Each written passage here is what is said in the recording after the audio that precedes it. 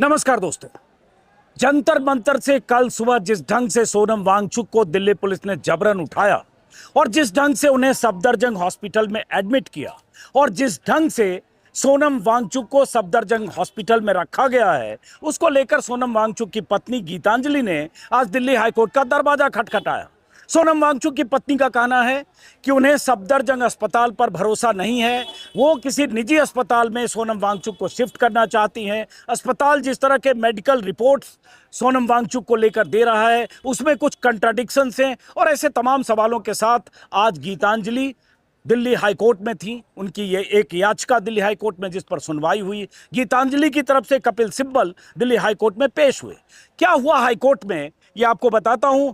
ये उससे पहले बता दूं कि मैं इस वक्त हूं जंतर मंतर पर और इतनी भीड़ जंतर मंतर पर है कि पूरा जो परिसर है जहां बैरिकेडिंग है स्टेज के आगे और पीछे, वहां इंच भर की जगह नहीं है, पांव रखने की जगह नहीं है। और इतनी गर्मी और उमस में 44-45 डिग्री टेम्परेचर में हजारों की तादाद में लोग हैं और लगातार आ रहे हैं। और ये भीड़ ऐसी हो गई है कि अब अगर पुलिस अचानक कुछ उस तरह की हरकत करने की कोशिश करे जैसी हरकत कल सुबह हुई, तो शायद पुलिस के लिए बहुत मुश्किल होगी। तो पुलिस क्या करेगी, सरकार क्या करेगी? कल वो तारीख है जब संसद मार्च होना है, उसके पहले कहीं न कहीं कोई प्लानिंग, कोई तैयारी हो रही होगी बैकएंड में। आज रात क्या होने वाला है, ऐसे बहुत सारे सवाल हैं जिन पर हमारी नजर होगी। लेकिन हाईकोर्ट में जो हुआ वो आप सुने। हाईकोर्ट का अगर मैं सीधे नट सेल में कहूं, हाईकोर्ट ने कोई रिलीफ नहीं दिया सोनम वांगचुक की वाइफ को। मतलब वो चाहती थी कि उन्हें मेदांता शिफ्ट किया जाए। हाईकोर्ट ने इस पर रजामंदी नहीं दी या ऐसा कोई ऑर्डर नहीं दिया। 3 दिन के बाद स्टेटस रिपोर्ट के साथ अगली तारीख दे दी है। केंद्र सरकार से जवाब मांगा है, दिल्ली पुलिस से जवाब मांगा है और 3 दिन के बाद अगली सुनवाई की तारीख है। कोर्ट में हुआ क्या? जैसा कि मैंने कहा, सुनवाई हुई। कोर्ट ने कहा स्वास्थ्य बिगड़ने और डिवीजन बेंच के आदेश के कारण उन्हें सरकारी अस्पताल ले जाया गया है। सरकार की इस कार्रवाई को मनमाना नहीं कहा जा सकता। एक तरह से दिल्ली हाईकोर्ट ने, सरकार ने जो हरकत की, जिस ढंग से सोनम वांगचुक को चादर में लपेटकर जबरन, सफेद चादर में लपेटकर सिविल ड्रेस में पुलिस वाले आए और जिस तरह से ले गए, हाईकोर्ट ने उसमें कुछ भी मनमानापन नहीं देखा। तस्वीरें गवाह है, जो हुआ मनमाना हुआ। लेकिन दिल्ली हाईकोर्ट के उस फैसले का, ऑर्डर का ही कि आड़ ली थी पुलिस ने। कहा यह था कि दिल्ली हाईकोर्ट ने 3 दिन पहले कहा था कि उनकी सेहत का ख्याल रखते हुए उनकी सेहत के मुताबिक उन्हें मेडिकल फैसिलिटीज प्रोवाइड की जाए। मेडिकल फैसिलिटीज प्रोवाइड करने के नाम पर दिल्ली पुलिस उन्हें जबरन उठा ले गई। कोर्ट में हुआ ये, जैसा कि मैंने कहा, गीतांजलि ने प्राइवेट हॉस्पिटल में शिफ्ट करने की मांग की थी और हुआ ये कि अदालत ने कहा कि सफदरजंग अस्पताल के डॉक्टर लगातार उनके स्वास्थ्य की निगरानी कर रहे हैं। एक सेकंड। सफदरजंग के डॉक्टर लगातार निगरानी कर रहे हैं और अदालत ने यह भी पूछा कि आपको सरकारी अस्पताल पर भरोसा क्यों नहीं है। अदालत ने कहा याचिकाकर्ता के पति यानी सोनम वांगचुक पिछले 17-18 दिनों से भूख हड़ताल पर हैं और अदालत ने यह कहा कि डिवीजन बेंच पहले ही ऐसा ऑर्डर दे चुकी है। इसलिए केंद्र सरकार की ओर से एएसजी की दलील पर अदालत ने कहा स्वास्थ्य और उनकी स्थिति बिगड़ने को लेकर डिवीजन बेंच के आदेश के मद्देनजर उन्हें सरकारी अस्पताल में ट्रांसफ़र किया गया और इसलिए शुगर और सोडियम का स्तर सामान्य से कम है और पोटेशियम का स्तर खतरनाक है और इसलिए उन्हें जो भी मेडिकल टीम के मुताबिक उन्हें जो भी दवा दी जानी चाहिए वो दी जा रही है। अदालत ने यह भी कहा कि डॉक्टर्स उनके स्वास्थ्य की निगरानी कर रहे हैं और उनकी सहमति के मुताबिक ही ओरल दवाएं दी गई है। इसलिए ये कहना कि उनके साथ किसी प्रकार की ज़बरदस्ती की गई, उनके खिलाफ बल प्रयोग किया गया, इससे अदालत सहमत नहीं। लेकिन हुआ क्या? पूरे देश ने देखा, बल प्रयोग ही हुआ। सोनम वांगचुक ने देश के नाम आज एक संदेश जारी किया और विस्तार से बताता हूँ कि अदालत में पूरी प्रक्रिया में, दलीलों में कपिल सिब्बल ने क्या कहा, केंद्र सरकार की तरफ से क्या कहा गया। ये एक पन्ने का नोट है जो सोनम वांगचुक ने अपनी पत्नी गीतांजलि के थ्रू देशवासियों के लिए जारी किया, जिसमें उन्होंने लिखा है from my illegal detention at Safdarjung. Sonam Wangchuk कह रहे हैं कि उन्हें इलीगल डिटेंशन में रखा गया सफदरजंग में और वहां पुलिस वालों की ज़बरदस्त तैनाती है और इसलिए लोगों से अपील की कि आज़ादी का दूसरा आंदोलन, भय मुक्त भारत, अन्याय मुक्त भारत, और उसके बाद उन्होंने कहा कि India India second freedom movement March two parliament, please make it a big success. तो ये तो उन्होंने कहा, लेकिन कोर्ट में क्या हुआ अब सिलसिलेवार ढंग से अगर आप सुनने की कोशिश करें, जिससे समझें कि दरअसल हुआ क्या। मैंने बताया आपको कि कपिल सिब्बल उनकी तरफ से थे, सोनम वांगचुक की पत्नी की तरफ से जस्टिस मिनी पुष्करना की कोर्ट में सुनवाई हुई। कपिल सिब्बल ने शुरुआत में कहा कि हम चाहते हैं सोनम वांगचुक को अस्पताल से छुट्टी दी जाए, डिस्चार्ज किया जाए, हमने मेदांता हॉस्पिटल में बात कर ली है। सिब्बल ने कहा 17 जुलाई को आरएमएल अस्पताल के डॉक्टरों ने उनकी जांच की, 18 जुलाई की सुबह उन्हें सफदरजंग अस्पताल ले जाया गया, जहां उनके निजी डॉक्टरों और वकीलों को मिलने नहीं दिया गया। हमें यह भी नहीं बताया गया कि उन्हें कौन सी दवाइयां दी जा रही है, इसलिए हम चाहते हैं कि उन्हें डिस्चार्ज किया जाए। न वो हिरासत में है, न ही उनके खिलाफ कोई अपराध दर्ज है। कपिल सिब्बल ने कहा सरकार का कहना है कि उनका पोटेशियम का स्तर 2.9 तक गिर गया है, लेकिन हमारी जांच में ये 3.6 निकला।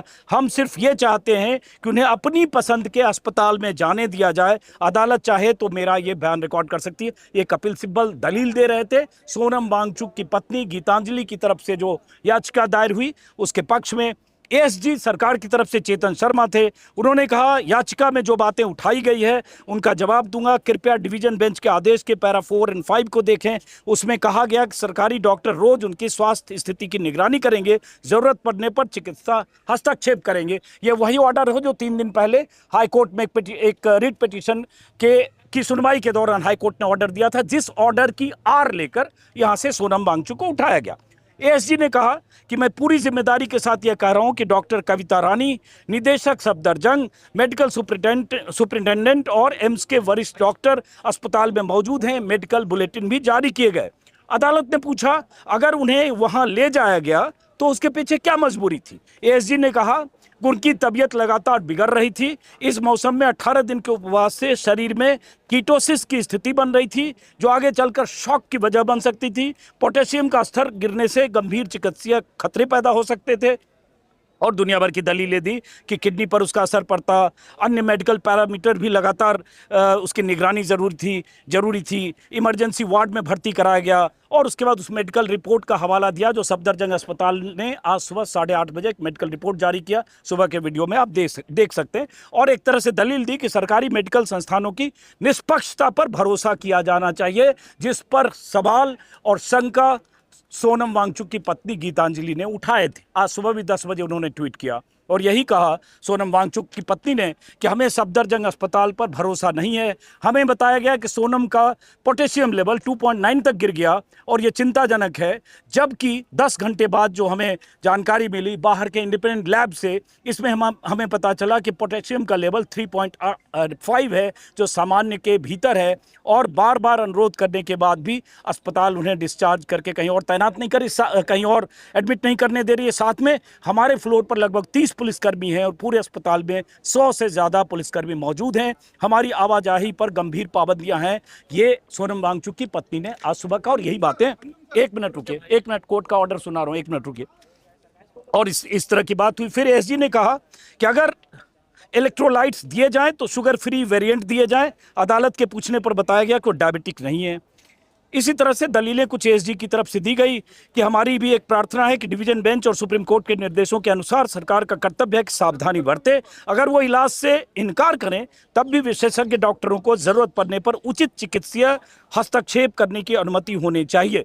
अब यहाँ यह है कि कल ही सोनम वांगचुक की पत्नी ने कहा कि उन्हें परिवार की मर्जी के बगैर जबरन, चाहे इंट्रावेनस हो चाहे ओरल हो, कोई भी तरल पदार्थ जो खाने की तरह हो जिससे उनका अनशन टूटे, ये न दिया जाए। लगातार उनकी तरफ से कहा जा रहा था। सरकार की दलील है कि उनकी सेहत के लिए अगर जरूरी हो तो क्या करेंगे।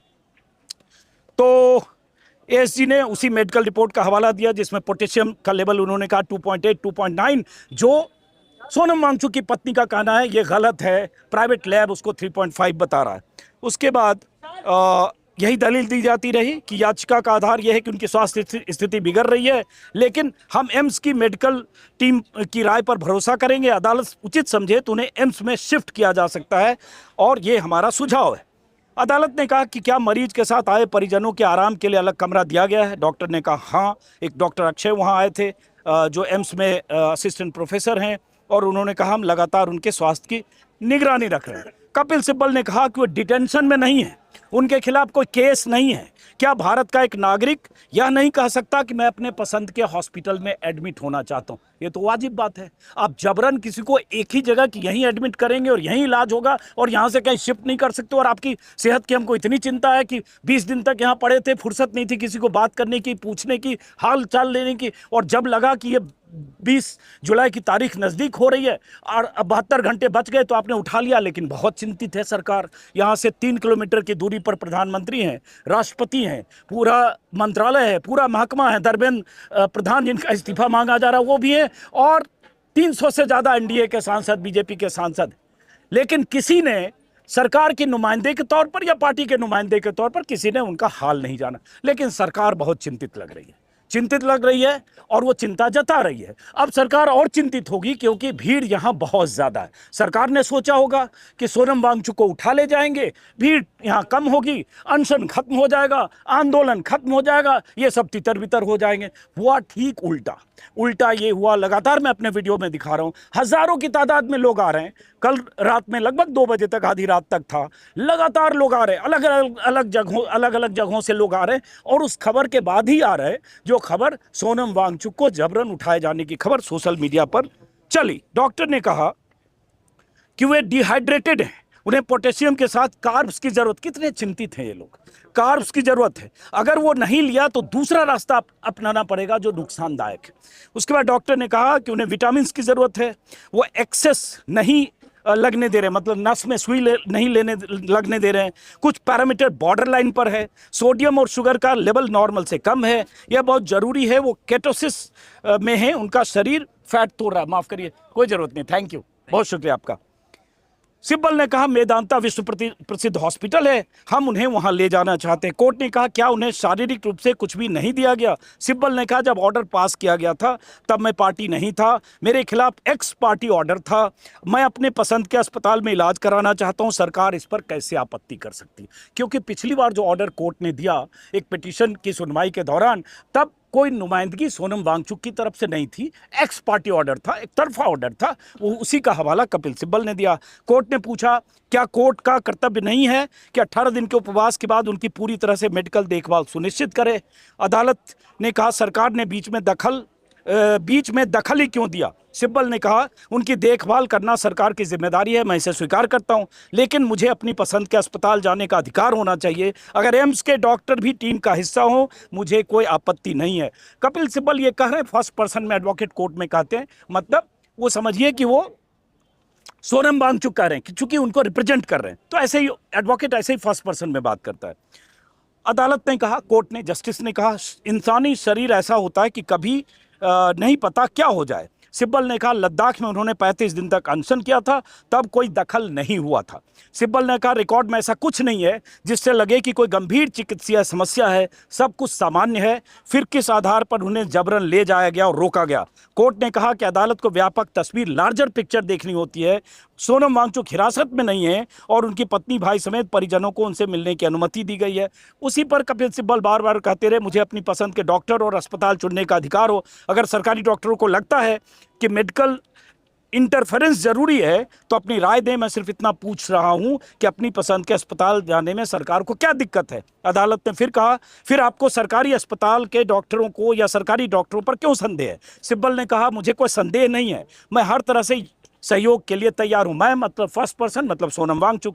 एएसजी जो सरकार की तरफ से रिप्रेजेंट करे तो उन्होंने कहा सरकार की जिम्मेदारी है कि वो उनकी देखभाल करे। ये सब पढ़ता हूँ हंसी आ रही है। सरकार की जिम्मेदारी है देखभाल करे। 20 दिन से यहाँ एक 59 साल का आदमी पड़ा हुआ था, 9.5 किलो वजन कम हो गया, सरकार का कोई आदमी देखने मिलने भी नहीं आया। लेकिन अब सरकार की जिम्मेदारी है क्योंकि अब 20 जुलाई नज़दीक है और ये हज़ारों लोग यहाँ तैनात हैं। अब क्या होगा? जिम्मेदारी है तो आपको लग रहा है कि सरकार की जिम्मेदारी है। सिब्बल ने कहा कि कमरे में पुलिसकर्मी मौजूद हैं, उनकी मौजूदगी से सोनम वांगचुक का ब्लड प्रेशर बढ़ गया है। आखिर कमरे के अंदर पुलिस क्या कर रही है? क्या मरीज का इलाज हो रहा है? एएसजी ने कहा गलत है, कमरे के अंदर कोई पुलिसकर्मी नहीं है।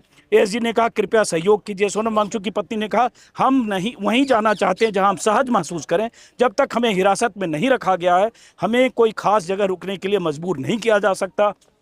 सोनम वांगचुक की पत्नी की तरफ से कहा गया, हमने पोटेशियम की रिपोर्ट पर दूसरी मेडिकल राय, सेकेंड ओपिनियन मांगी थी, लेकिन हमें मना कर दिया गया। मैंने कहा कि आप सैंपल ले सकते हैं। मुझे 12 घंटे तक इंतजार कराया गया। मैं खुद लैब ढूंढने निकली, सभी लैब बंद थी। अगर उनका पोटेशियम लेवल इतना सामान्य था तो फिर ड्रिप क्यों चढ़ाया जाता। और इस तरह से बहुत सारी बात हुई। उसी में एएसजी ने कहा यह कोई एक्टिविस्टों का मंच नहीं है, कानून की अदालत है, यहाँ एक्टिविज्म नहीं कानून की बात होगी। और जो कुछ हुआ, और फाइनली ये हुआ कि कोर्ट ने कहा कि नोटिस जारी किया सरकार को, और उसके बाद 3 दिन बाद अगली सुनवाई है। उस सुनवाई में क्या होगा पता होगा, लेकिन उससे पहले कल 20 तारीख है, वो 20 तारीख जो सरकार के गले की हड्डी बन गई है। अब कैसे निपटे उस 20 तारीख से। और आज की रात बहुत अहम है। कल भी अंदेशा था, जो लोग मंच पे बैठे हैं, जो प्रदर्शनकारी हैं, कि हो सकता है रात में कुछ पुलिस खेल करे, जो ऐसे मौक़ों पर पुलिस करती है। आधी रात को, तड़के, जब सब सो रहे हो, कहीं से आओ, 25, 50, 75 वाइट ड्रेस में आ जाओ, सिविल ड्रेस में आ जाओ, डॉक्टर बनकर आओ, कुछ आओ, किसी तरह से उठा कर ले जाओ, जैसे सोनम वांगचुक को ले गए। लेकिन अब हज़ारों की तादाद हो गई है। रात भर हज़ारों लोग वहाँ स्टेज के आसपास मौजूद थे। अभिजीत दीप के वहाँ अनशन पर बैठ गए। आयशा के स्टूडेंट्स पहले से अनशन पर बैठे हैं। तो अब सरकार करे तो करे क्या। विपक्षी दलों का समर्थन मिल रहा है। कल आधी रात को चंद्रशेखर भीम आर्मी के आए, समाजवादी पार्टी की कल सांसद आई, और अलग अलग दलों की तरफ से सपोर्ट समर्थन है। और कल मानसून सत्र का पहला दिन है, और पहला दिन सरकार के लिए कि कैसे यहाँ से चल पड़ेंगे तो क्या होगा, और यहाँ से चलेंगे तो कितनी दूर तक जाएंगे। क्योंकि संसद के आसपास 144 पहले होता था, अब बीएनएस में शायद 163 है, मेरे ख्याल से बीएनएस में 163 है। 163 जहां लागू होता है वहां 4-5 लोगों से ज़्यादा ऐसे भीड़ नहीं लगा सकते। यही सरकार और पुलिस की तरफ से दलील दी जाएगी कल।